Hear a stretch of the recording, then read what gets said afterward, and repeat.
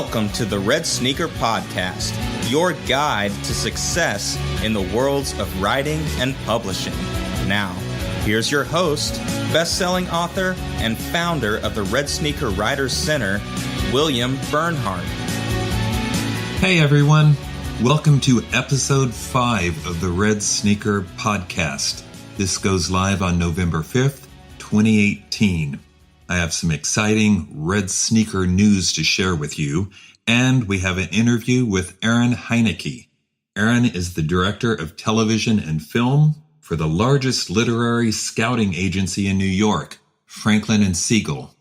Ever wondered, how can I get my book or my idea turned into a television series or film? Erin has the answers for you. But first, the latest news from the worlds of books and publishing. First news item I have to discuss today is the conclusion of the Great American Read. You may have been following the 8-part television competition on PBS. Well, it just concluded, and it turns out that Americans' best-loved novel, surprising absolutely no one, is To Kill a Mockingbird. In fact, To Kill a Mockingbird led the voting from the very first week, and that never varied much. The affection that we have for Harper Lee's great book is probably already well known to you. What may be even more interesting to you is what else appears on the list. Number 2, for instance, is the Outlander series by Diana Gabaldon. And number 3 is the Harry Potter series from J.K. Rowling. I'm not really sure that it's fair that an entire series should compete against one book, but that's the way it turned out. I was surprised to see Outlander. I knew people loved it, but I didn't really expect it to show up on a list like this, but there it is. In fact, in one state, North Carolina, Outlander was the favorite. And just for people who are interested in such geographical trivia, in Wyoming, the favorite was Lord of the Rings, which is number 5 on the list nationwide. I think it would be worth your time as a Red Sneaker writer to pull up the list of favorite titles on the internet and take a look at them. Do you see any commonality amongst these titles? In my book, Powerful Premise, I talked about what I perceived as the fundamental building blocks, if you will, the common elements you find in all really successful breakout books or high-concept novels, the things that most readily sell to publishing houses and then do well out in the marketplace. And if you look at this list, it's all there. This is, for the most part, particularly with the newer books, a list of high-concept, energized ideas that have a lot of appeal. Some of them, to be fair, are sort of, historical favorites, long-term great books, The Great Gatsby, Pride and Prejudice, that sort of thing. But whenever you look at something that's more recent, latter 20th century or newer, there's a reason why that book has broken out so well. And I think it all goes back to those elements I talk about in Powerful Premise, big concept, high stakes, a sense of unveiling a secret world or inviting people to a place they've never been before, breathless pace, and so forth. I think there is a lot to be learned, though, from looking at this list, and, of course, from reading my book. While you're online, here's another interesting thing to check out. Look at the Amazon listing for John Grisham's new novel, The Reckoning.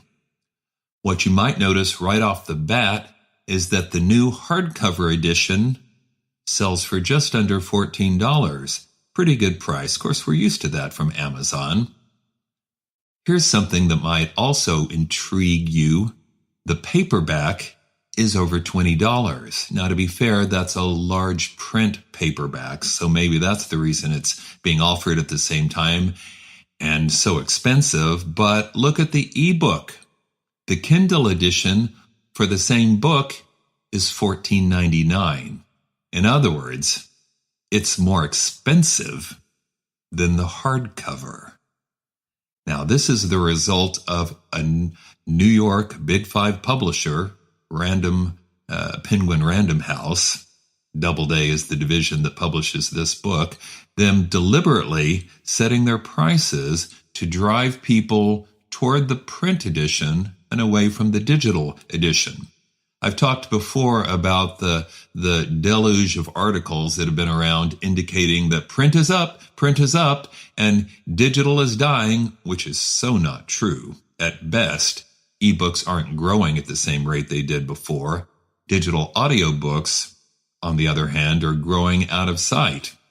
My point is that this pricing scheme seems like a deliberate effort by a New York publisher to literally manipulate the numbers to try and boost their print numbers while flatlining the digital editions. Clearly, New York sees their future as the preservation of the old school dead tree version of books, which, and I'm not putting that down, I love print books, beautiful books that I can hold and curl up in a good chair with. I get that entirely, but you got to take all those statistics with a grain of salt. They usually come from the AAP, an organization that includes the New York publishers, but does not include Amazon, which is the seller of most books in America, and particularly ebooks. So that skewers the numbers right off the bat.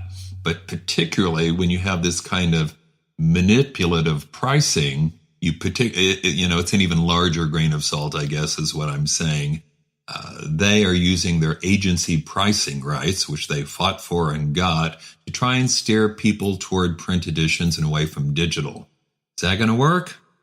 I don't know. I have my doubts. And hand in hand with this, let me tell you about another new innovation. This is coming from Dutton, which is another Penguin Random House imprint.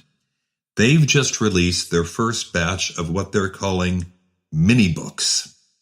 Tiny books that fit in the palm of your hand. Yeah, the palm of your hand.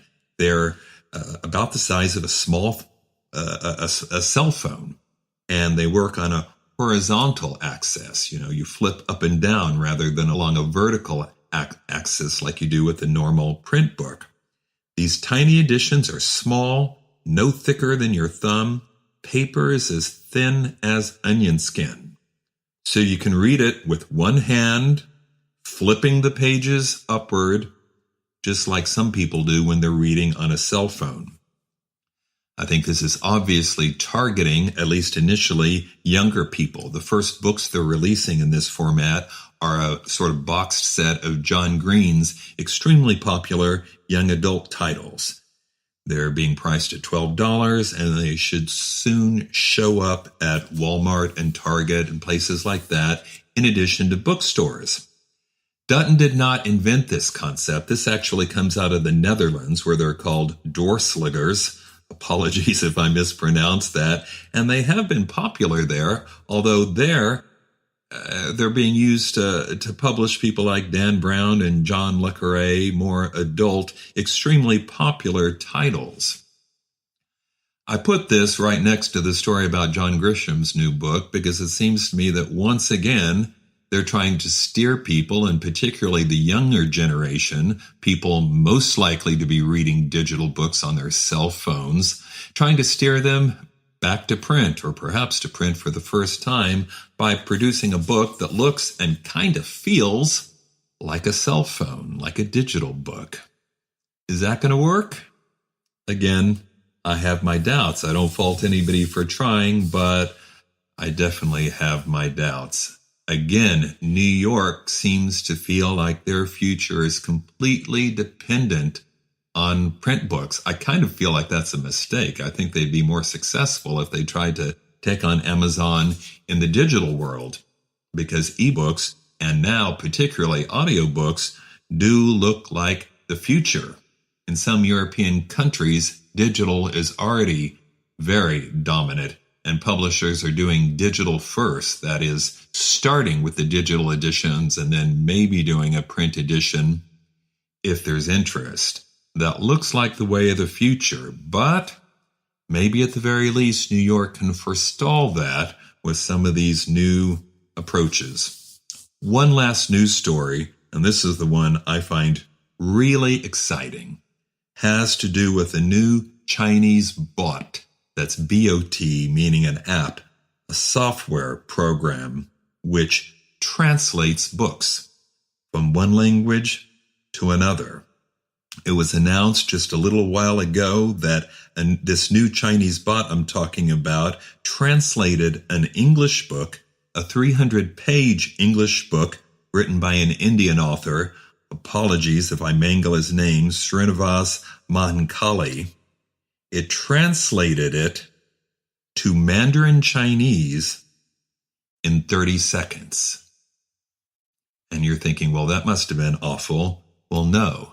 Actually, it turned out it was 95% accurate. Was it perfect? No. Subsequently, a translator spent 1 week editing the text, fixing it up, making it publishable and accurate. But a translation job like that of a 300-page book would normally take a translator about 6 months. This time, it took 1 week. You can see where this is particularly useful in a country like China, which has over 1,000 languages. But I hope as a Red Sneaker writer, you're also seeing how this might be useful to you in the future, particularly if you're one of many who are exploring the worlds of self-publishing. There are many things self-publishers can do, but a few they still can't. There's a lot of talk about self-publishing and indie publishing and people going wide, but usually that term just means going to many distributors and sellers, not just Amazon. What if you could actually enter the market of other countries?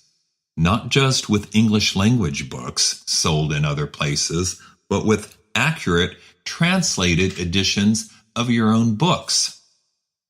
That would give a whole new meaning to the phrase going wide.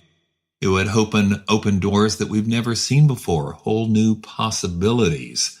And it would make the need for a big corporation sucking up most of your profits seem even smaller.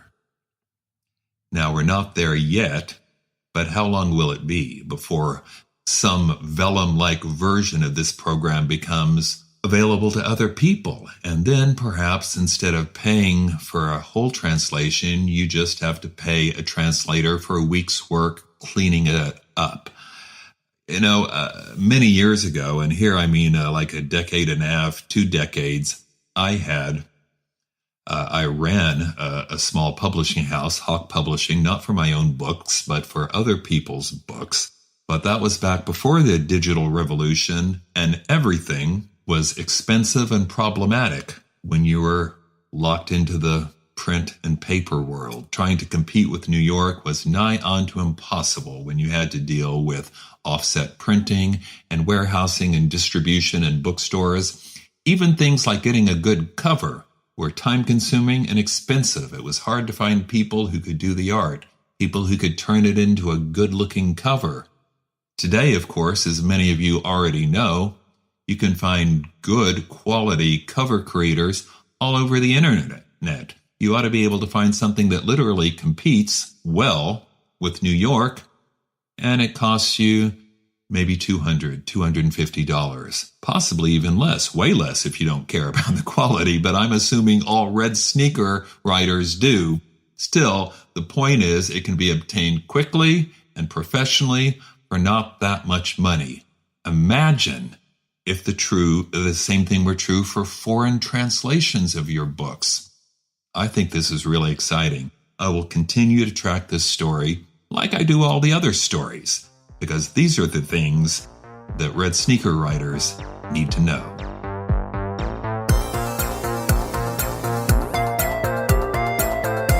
Our interview today is with Erin Hennicke. She's the director of television and film for Franklin Siegel, which is a literary scouting agency in New York. That is, these are people who are actively looking for books, stories, and ideas that would make good television and film